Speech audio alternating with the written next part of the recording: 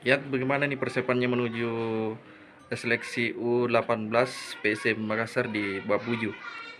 Ya, tentu saja saya mempersiapkan mental dan fisik, Hmm. dan saya mempersiapkan alat-alat yang saya akan butuhkan buat tempur di seleksi besok.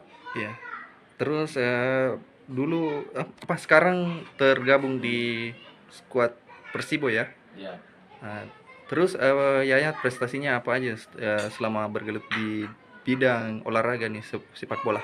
saya pernah mengikuti Milo di Spanyol dan Oh.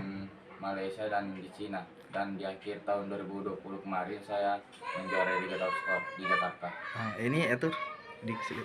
Ini Itu saya menjuarai U15 juara 1 dan ini U13 juara 3. juara 3 ya. Terus yang medali yang lain apa lagi nih? Ini saya pernah mengikuti Piala Menpora di Palembang, Ya. dan ini di Kolaka, Ya. dan ini Danon. Iya. Baik ya, mudah-mudahan bisa membanggakan Kabupaten Bone ya. Amin. Bisa tergabung di PSM Makassar U18.